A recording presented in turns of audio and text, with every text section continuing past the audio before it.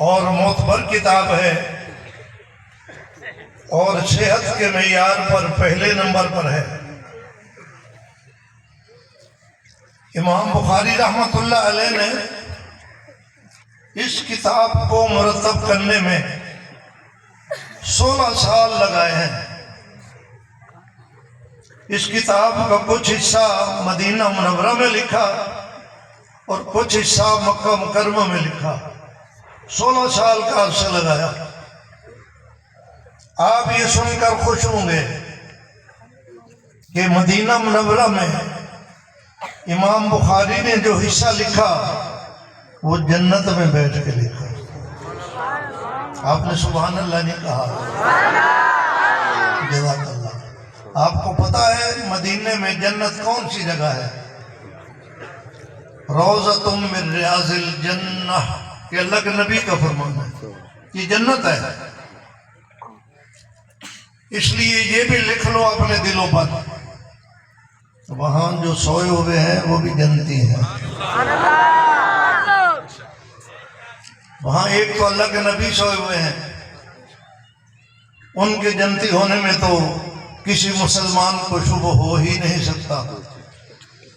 اور ان کے ساتھ ان کے 2 محبوب شاگرد سوئے ہوئے ہیں، صدیق و فاروق، وہ بھی جنت میں ہیں اور جنتی ہیں۔ ان کے جنتی ہونے میں بھی باحیا دل انکار نہیں کر سکتا۔ اللہ ہمیں حیا عطا فرمائے۔ آمین چاسنا اللہ کی کرو۔ آپ کو مغالطہ ہے، علماء کہتے ہیں نا آمین ایسا کہو، وہ نماز میں ہوتی ہے، جلسے میں نہیں۔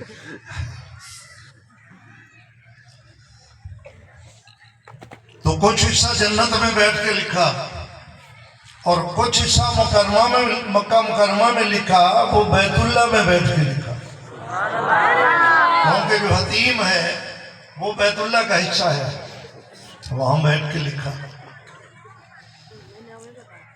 اور اس میں 7000 کے قریب احادیث ہے، اور ہر حدیث لکھنے میں 3 کام کیے امام بخاری نے۔ کتنے؟ سب سے پہلے غسل کیا، پھر 2 نفل پڑھے، پھر اللہ سے پوچھا کہ لکھوں؟ اس کو استخارہ کہتے ہیں۔ استخارہ کیا، جب وہاں سے اللہ کی طرف سے دل میں بات آئی کہ لکھو، پھر لکھا۔ اور یہ 3 کام صرف نہیں کیے، اس کی تحقیق مکمل کر چکے تھے، صحت کے معیار پر حدیث کو لے چکے تھے، لیکن اس کے بعد تبرکاً یہ 3 کام بھی ساتھ کیے۔ تو تقریباً 7000 احادیث ہیں، تو 7000 دفعہ غسل کیا اس کتاب کے لیے۔ ویسے تو کئی دفعہ کیا ہوگا۔ 14000 رکعات نفل پڑھی اس کتاب کے لیے۔ 7000 دفعہ استخارہ کیا اس کتاب کے لیے۔ اللہ نے اس کتاب کو ایسا مرتب کرایا کہ آج تک محدثین اس میں غوطے لگا رہے ہیں، اس سمندر سے موتی تلاش کر رہے ہیں اور اپنے شاگردوں کے دامن میں ڈال رہے ہیں، لیکن آج تک پڑھنے والوں کا جی نہیں بھرا، پھر پڑھتے ہیں، پھر پڑھتے ہیں۔ امام بخاری رحمۃ اللہ علیہ کے براہ راست جنہوں نے آپ سے بخاری شریف پڑھی، ان کی تعداد 90,000 ہے۔ آپ نے سنا ہے اتنے شاگرد کسی محدث کے ہوں گے، لیکن ہماری معلومات میں نہیں ہے۔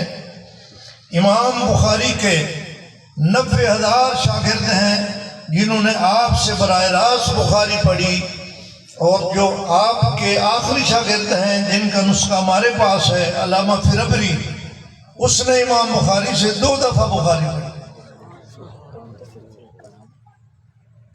اور اس کے بعد بالواسطہ تقریباً 1200-1300 سال ہو گئے ہیں، یہ ہر سال مسلسل پڑھی جا رہی ہے، تو آج تک لاکھوں کی تعداد ہو گئی ہوگی جنہوں نے امام بخاری کی اس کتاب کو آگے پڑھا اور پڑھایا۔ امام بخاری نے اس کتاب کو عجیب طرز سے لکھا۔ یہ تو طلباء کی بات ہے اور طلباء کے سمجھنے کی ہے، اور میں نے اپنے عزیز بچوں کو پہلے درسگاہ میں بہت ساری باتیں بتا دی ہیں، اس لیے کہ مجمع میں ساری باتیں کی نہیں جا سکتی، ٹائم کم ہوتا ہے اور آپ کی ضرورت کی بھی نہیں ہوتی بات چیزیں۔ امام بخاری نے اپنی کتاب کا آغاز وحی سے کیا ہے، اور وہ بطور تمہید کے ہے، ذرا سمجھو۔ اصل کتاب کا آغاز کتاب الایمان سے ہوا ہے، اور امام بخاری نے کتاب کو ختم بھی کیا ہے کتاب الایمان پر۔ ایمان کا ایک اہم حصہ ہے توحید، تو امام بخاری کا آخری باب کتاب التوحید ہے۔ ایمان کے 2 حصے ہیں، ایک حصہ ہے مثبت اور ایک ہے منفی۔ امام بخاری نے ابتدائی حصہ مثبت ذکر کیا اور آخری باب میں منفی ذکر کیا۔ کیا مطلب؟ پہلے باب میں تو ایمانیات بتائے کہ یہ نظریات ضروری ہے، اور آخری باب میں اعتراض کرنے والوں کے، پھسل جانے والوں کے، غلط نظریات قائم کرنے والوں کے ایمانیات کے بارے میں نظریات ذکر کر کے ان کا رد کیا ہے۔ اس لیے آخری باب میں طلباء کو پتہ ہے کہ رد علی الجہمیہ کا مستقل عنوان ہے۔ اس وقت 4 فرقے امام بخاری کے دور میں مشہور تھے جو اپنے آپ کو مسلمان کہتے تھے، جس میں معتزلہ، خارجیہ، مرجیہ، رافضیہ، ان چاروں کی دل کھول کر رد کی ہے امام بخاری نے اپنی کتاب میں۔ یہ جو آخری باب ہے کتاب التوحید، اس میں معتزلہ کا رد ہے، کیونکہ معتزلہ نے ایمانیات کے بارے میں بہت واہی تباہی باتیں کی ہیں، اللہ تعالیٰ کی صفات کے بارے میں غلط نظریات قوم کو دینے کی کوشش کی ہے۔ امام بخاری نے قرآن حدیث کی روشنی میں ان کا رد کیا ہے۔ حضرات سے التماس ہے کہ تھوڑا قریب ہو جائیں، پیچھے ساتھی انتظار میں ہیں، ان کو جگہ نہیں مل رہی بیٹھنے کے لیے، آگے آ جائیں تاکہ باہر جو ساتھی موجود ہیں وہ اندر پنڈال میں آ سکیں۔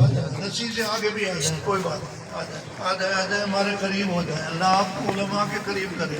آمین آمین۔ آگے بھی ہوتے جائیں اور بیٹھتے بھی جائیں، فوراً بھائی بیٹھ جائیں، بس کافی ہے بھائی، بیٹھ جائیں سارے، بیٹھ جائیں، شاباش۔ مل کے بیٹھ جائیں، سردیوں کا موسم ہے، ہوا کو گھسنے کا موقع ہی نہیں ملے گا۔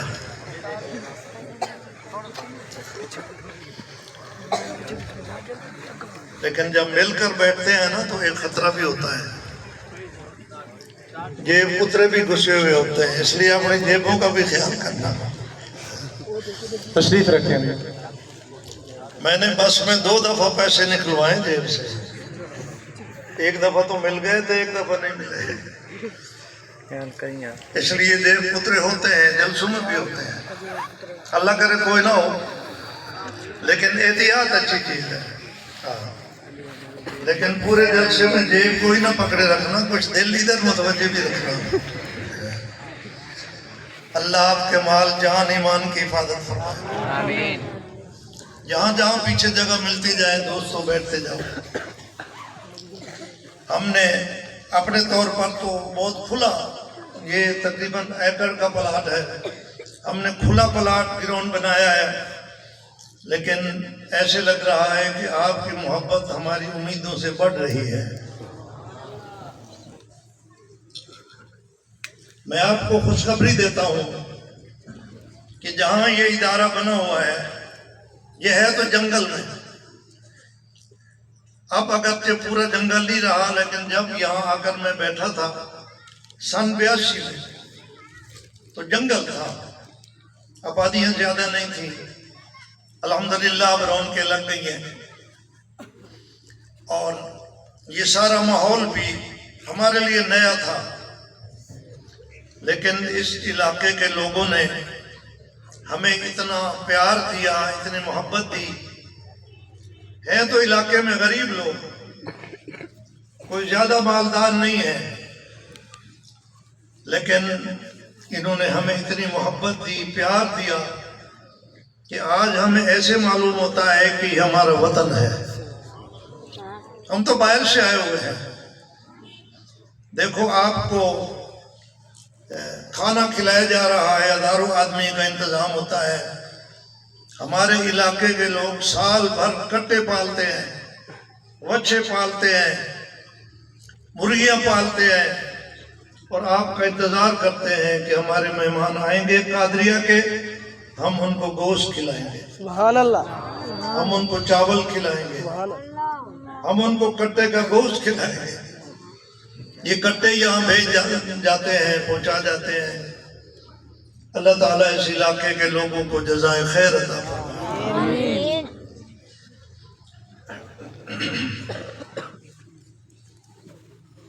تو بتا یہ رہا ہوں میں آپ کو کہ امام بخاری رحمۃ اللہ علیہ نے ایمان سے شروع کر کے ایمان پر اپنی کتاب کو ختم کیا، اس لیے کہ ہمارے لیے سب سے بڑا قیمتی خزانہ ایمان ہے. یہ بات آپ کو سمجھانی ہے. ہمارے لیے سب سے بڑا قیمتی خزانہ کیا ہے؟ ایمان. اعمال اس ایمان کو فربا کرنے کے لیے، موٹا کرنے کے لیے، مضبوط کرنے کے لیے ضروری ہے. لیکن اصل بنیاد کیا ہے مومن کی؟ ایمان. اگر ایمان ہے تو جنت پکی ہے، جلدی ہوگی یا بدیر ہوگی، جنت پکی ہے. لیکن اگر ایمان نہیں ہے، یاد رکھو جنت نہیں ملے گی. جنت کا دار و مدار کس پر ہے؟ ایمان پر. اگر ایمان ہے عمل نہیں بھی تو امید ہے جنت کی. جو آخری بندہ جنت میں جائے گا. لوگ تو یہاں دنیا اکٹھی کرنے کے لیے مارے پھرتے ہیں. بعض دفعہ ان کو ایمان کی قیمت معلوم نہیں ہوتی، ایمان کو بھی بیچ ڈالتے ہیں. آخری جنتی جس کے پاس سب سے چھوٹا ایمان ہوگا، جب جنت کے اندر پہنچ جائے گا تو اللہ تعالیٰ کی طرف سے اس کا جنت کا جب اعلان ہوگا تو اللہ فرمائیں گے، بخاری شریف میں حدیث ہے کہ تیرے لیے اتنی جنت ہے جتنی دنیا تو چھوڑ کے آیا ہے اس کے 10 گنا برابر. دنیا کے 10 گنا برابر ادنا جنتی کو جنت مل رہی ہے. یہ جنت کس کے بدلے میں مل رہی ہے؟ ایمان کے بدلے میں. اور اگر ایمان نہیں ہے بالفرض اعمال اتنے کیے کہ زمین سے آسمان تک فضا کو بھر دیا اعمال سے، اللہ کی قسم جنت کا ایک پھول بھی نہیں ملے، ایک پھول سوکھنے کے لیے. تو دار و مدار کس پر ہے؟ ایمان پر. امام بخاری نے ایمان کی اہمیت کی وجہ سے آغاز بھی ایمان سے کیا اور اس کو ختم بھی ایمان پر کیا. یہ بات میں آپ کو سمجھانا چاہتا ہوں کیونکہ سال میں ایک دفعہ اس طرح اجتماعی ملاقات ہوتی ہے، اور اللہ کے نبی نے علماء کے کندھوں پر یہ ذمہ داری ڈالی ہے کہ آنے والے نسلوں کے ایمان کا تحفظ کرنا ہے. یہ ذمہ داری ڈالی ہے. اور حدیث میں ہے کہ علماء بنی اسرائیل کے انبیاء کی طرح ہیں. ان کے ذمہ علاقہ ہوتا تھا، اس علاقے کے لوگوں کے ایمان کی ذمہ داری ان پر ہوتی تھی۔ تو انبیاء کرام نے ان لوگوں کے ایمان کو بچانے کے لیے پتھر کھائے، گالیاں کھائیں اور پتہ نہیں کیا کچھ کھایا۔ ایک نبی نے تو 950 سال پتھر کھائے ایمان کے تحفظ کے لیے، گھبرائے نہیں۔ تو جس علاقے میں اللہ نے جس عالم کے ذمہ داری ڈالی ہے، اس کا فرض ہے کہ وہ اس علاقے میں ایمان کی بہاروں کو قائم رکھے، اور اس ایمان کو جو دیمک لگتی ہے، جو وائرس ہوتا ہے، اس کے سدباب کا انتظام کرے۔ اس لیے میں اس مجمع سے فائدہ اٹھاتے ہوئے آج ایمان پر بات کر رہا ہوں۔ ایمان بہت قیمتی ہے، اور ہر دور کے فتنے ہوتے ہیں۔ ہمارے علماء نے ہر دور کے فتنوں کا سدباب کیا ہے، اور اپنی جان کی پرواہ نہیں کی، مال کی پرواہ نہیں کی، عزت کی پرواہ نہیں کی، راحت آرام کی پرواہ نہیں کی، ہر حال میں قوم کا ایمان بچایا ہے۔ آپ نے امام احمد بن حنبل کو کوڑے کھاتے ہوئے نہیں دیکھا۔ کسی نے کہا، یہ واقعہ مشہور ہے، میں سارا واقعہ نہیں بیان کرتا، کسی نے کہا حضرت زبان سے کلمہ کفر نکالنا جائز ہے ایمان جان بچانے کے لیے، تو کیا بات ہے، بادشاہ تھا مقابلے میں، آپ کہہ دیں جان بچ جائے گی، آپ کا ایمان تو مضبوط ہے۔ سنو امام کا جملہ، فرمایا ٹھیک ہے، مجھے کوڑے لگ رہے ہیں، مجھے تکلیف پہنچ رہی ہے، اذیت ہو رہی ہے، میں کلمہ کفر زبان سے نکال دوں تو میری جان بچ جائے گی، میرا ایمان محفوظ ہے، لیکن آنے والی نسلوں کا ایمان نہیں بچے گا، کیونکہ ایک جید عالم نے جو زبان سے بات کر دی ہے وہ تو چل پڑے گی، تو آنے والی نسلوں کو کون سمجھائے گا؟ ہمارے ایمان کے تحفظ کے لیے امام احمد بن حنبل کوڑے کھاتا رہا، زخم کھاتا رہا، دردوں سے کراہتا رہا، لیکن ہمارے ایمان کا تحفظ کیا۔ اللہ ان کو جزائے خیر دے۔ الحمدللہ اس وقت بھی علماء میدان میں ہیں، اور ہمارے ایمانوں کا تحفظ کرنے کے لیے انہوں نے اپنے جان کی بازی لگا رکھی ہے۔ ہر دور کے فتنوں میں علماء نے جس طرح مقابلہ کیا ہے، آج کے فتنوں کا بھی علماء مقابلہ کر رہے ہیں، اور اس دور کا سب سے فتنہ وہ ارتداد ہے۔ کیا کہا میں نے؟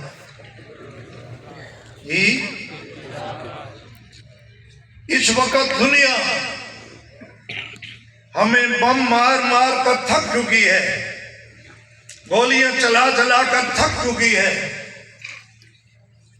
آج دنیا ٹی وی کے ذریعے سے، چینل کے ذریعے سے، سوشل میڈیا کے ذریعے سے، رسائل اخبارات کے ذریعے سے، ڈالر کے ذریعے سے ہمارے ایمان میں شکوک شبہات ڈال رہا ہے، ہماری قوم کو ارتداد کی طرف لے جا رہا ہے۔ ہمیں اس کے مقابلے کی ضرورت ہے۔ پوری دنیا میں ایسے لوگ چینل پر بیٹھے ہیں جو رات دن شکوک شبہات ڈال رہے ہیں۔ آپ کو پتا ہے کہ ایمان یقین کا نام ہے۔ ایمان کس کا نام ہے؟ اگر اس کے اندر شبہ پیدا ہو جائے تو یقین تو ختم ہو گیا، یہ تو ضد ہے۔ ایمان، یقین اور شبہ یہ ضد ہے، یا یقین رہے گا یا شبہ رہے گا۔ تو شبہ پیدا کرنے والے چینل پر مستقل بیٹھے ہیں اور وہ ہمارے نوجوانوں کے دل دماغ میں شبہات پیدا کر رہے ہیں، اور ان شبہات سے بچانے کے لیے ہماری یونیورسٹیوں میں، کالجوں میں، سکولوں میں کوئی انتظام نہیں ہے۔ ہمارا یہ نوجوان اس معاملے میں لاوارث ہے، اس کو سائنس دیا جا رہا ہے، دوسرے علوم فنون دیے جا رہے ہیں، لیکن ایمان کا تحفظ نہیں ہے ان اداروں میں۔ ان کے ایمان کا تحفظ ہے، جہاں سے ایمان ملتا ہے وہ یا مدرسہ ہے یا خانقاہ ہے۔ ایمان بچانے والے یہ عالم بیٹھے ہیں، مولانا زبیر صدیقی، یہ ہمارے شیخ بیٹھے ہیں، یہاں ایمان بچے گا۔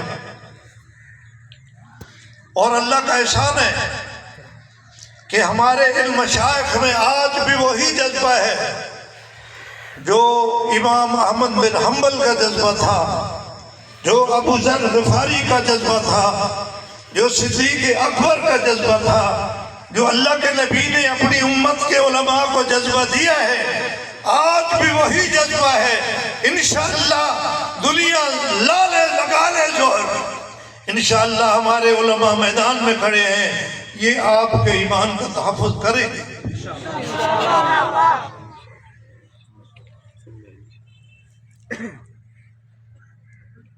ہمارے ایک عالم گزرے ہیں، مولانا غلام غوث ہزاروی، نام سنا ہوگا آپ نے، بوڑھوں نے تو سنا ہوا ہے، نوجوانوں نے نہیں سنا تو سن لو۔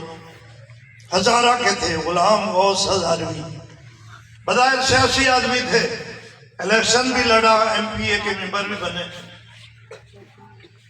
لیکن اللہ تعالیٰ نے ان کو اخلاص، ایمان، اقامت دین کا جذبہ کوٹ کوٹ کے بھرا ہوا تھا ان کے دل و دماغ میں۔ ایک دن گھر میں تشریف فرما تھے، باہر سے کنڈا کھٹکھٹایا گیا۔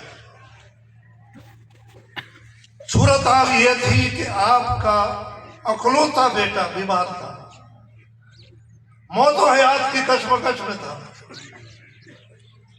بیوی آنسو بہا رہی تھی کہ شاید نہ بچے، حضرت بھی مضطرب تھے، پریشان تھے۔ باہر سے کنڈا کھٹکھٹایا گیا، گئے، ایک صاحب کھڑے تھے، کیسے آئے؟ انہوں نے کہا حضرت جی ہمارے شہر میں ایک قادیانی آیا ہوا ہے۔ قادیانی سمجھتے ہو نا، مرزائی، جو غلام احمد قادیانی کو نبی مانتے ہیں، یہ ایمان کے ڈاکو ہیں۔ قادیانی آیا ہوا ہے اور اس نے لوگوں کو ورغلا رکھا ہے، دلائل دے رہا ہے، مناظرے کا چیلنج کر رہا ہے، کوئی اس کی بات کو رد کرنے کے لیے، مقابلہ کرنے کے لیے آدمی ہمارے پاس نہیں ہے، آپ تشریف لائیں۔ یہ بڑا نازک وقت تھا، بیٹا موت و حیات کی کشمکش میں تھا۔ حضرت نے فرمایا ٹھیک ہے، میں سامان لے کے آ رہا ہوں، اپنے دل پر ہاتھ رکھ کے سنو میرے مسلمان بھائیوں۔ انہوں نے اپنا تھیلا اٹھایا اور چل دی۔ بیوی نے کہا حضرت جی کہاں جا رہے ہو؟ بیٹے کی حالت تو دیکھو۔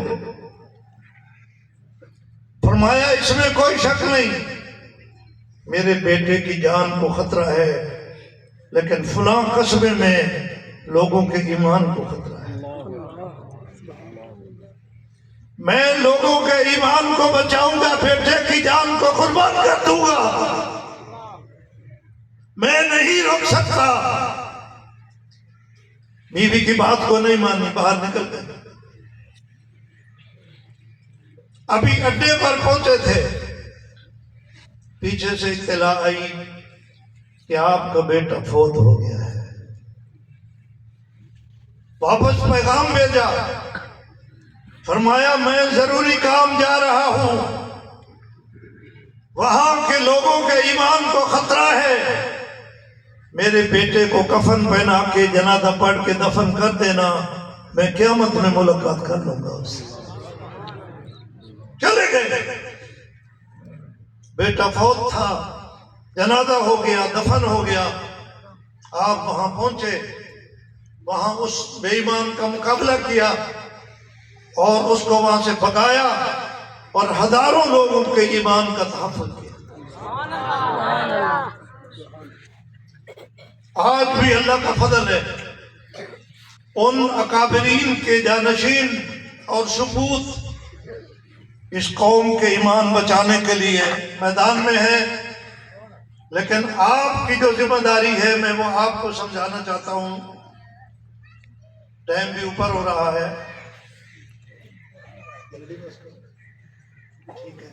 دو اہم بیان بھی ہونے ہیں، دستار بندی بھی ہونی ہے، لیکن جو میں نے موضوع شروع کیا ہے یہ آپ کی ضرورت کا ہے۔ آپ کی ذمہ داری یہ ہے کہ آپ علماء سے تعلق رکھیں۔ علماء آپ کا ایمان بچائیں گے، لیکن تب جب آپ علماء پر اعتماد کریں گے۔ آج جو فتنہ ہے ہمارے پاکستان میں، کوئی جیلم سے بول رہا ہے، کوئی لاہور سے بول رہا ہے، ان کی بولی کا مرکزی نقطہ یہ ہے کہ علماء کے قریب نہ جاؤ۔ کہتے ہیں قرآن حدیث موجود ہے، اس کو پڑھو اور خود تم سمجھو۔ تو میں آپ سے پوچھتا ہوں، کوئی حق مریض اگر کتابیں طب کی یا ڈاکٹری کی پڑھ کر اپنا علاج کرے تو وہ کر سکتا ہے؟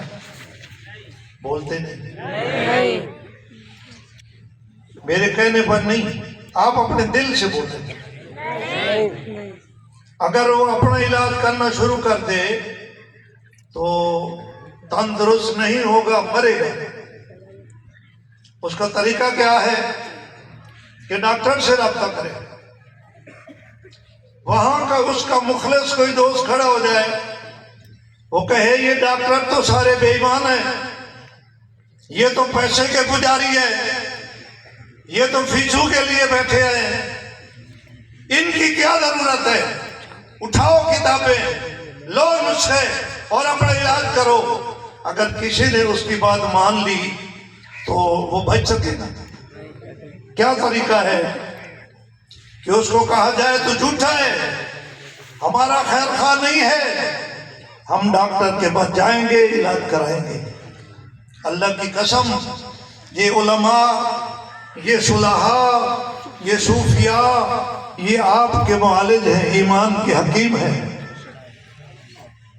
اگر کہیں سے کوئی میڈیا کے ذریعے سے شکوک شبہات آپ تک پہنچتے ہیں تو اس کا مطلب ہے کہ آپ کو جراثیم لگانے کی کوشش کی جا رہی ہے۔ آپ حکیم کے پاس آئیں، خانقاہ میں آئیں، عالم کے پاس آئیں، ان جراثیم کا علاج کرائیں، آپ کو انشاءاللہ وہ علاج بتائیں گے۔ ہمارے جو مشائخ ہیں ان کی تو توجہ بھی کافی ہوتی ہے، علماء آپ کو قرآن حدیث سے دلائل دیں گے، انشاءاللہ آپ کا ایمان بن جائے گا۔ یہ بات سمجھ رہے ہو گے؟ علماء کے قریب آؤ، اپنا ایمان بچاؤ۔ ہم آپ کو برملا اعلان کر رہے ہیں کہ یہ ایمان کے ڈاکو ہیں جو اس طرح کے شکوک و شبہات پیدا کر رہے ہیں، ان کا علاج آپ کو علماء کے پاس ملے گا، مشائخ کے پاس ملے گا۔ ان سے رابطہ کرو، اپنے ایمان کا تحفظ کرو۔ میدان قیامت میں یہ مشائخ انشاءاللہ سرخرو ہو گئے، اس لیے کہ دیکھو یہ ہمارے شیخ، ان کی عمر دیکھو، صحت دیکھو، کمر جھکی ہوئی ہے، لیکن لمبے لمبے سفر رات دن اس لیے تو کر رہے ہیں کہ اس قوم کا ایمان بچائے۔ خود تو اللہ نے ان کو بہت کچھ دیا ہوا ہے، گھر میں بیٹھے رہیں، عبادت کرتے رہیں، تو اللہ نے ان کو علم بھی دیا ہے، عمل بھی دیا ہے، تقوی بھی دیا ہے۔ یہ جو سفر ہو رہے ہیں، تکلیف اٹھائی جا رہی ہے، یہ آپ کے ایمان کا تحفظ ہے۔ اس لیے علماء پہ اعتماد کریں اور علماء کے قریب آئیں۔ میں اس حدیث آخری کا ترجمہ کرتا ہوں اور پھر انشاءاللہ اجازت چاہوں گا۔ آخری حدیث ہے جناب ابو ہریرہ رضی اللہ تعالیٰ عنہ سے فرمایا اللہ کے نبی نے فرمایا 2 کلمے ہیں جو رحمان کو محبوب ہے، زبان پر پڑھنے میں آسان ہے اور ترازو میں جب رکھے جائیں گے تو بڑے بھاری ہوں گے۔ پھر آخر میں بتایا وہ کلمے کون سے ہیں، وہ آپ میرے ساتھ بھی پڑھ لیں۔ سبحان اللہ و بحمدہ، سبحان اللہ العظیم، سبحان اللہ و بحمدہ، سبحان اللہ العظیم، سبحان اللہ و بحمدہ، سبحان اللہ العظیم، وآخر دعوانا الحمدللہ رب العالمین۔ بھئی سارا مجمع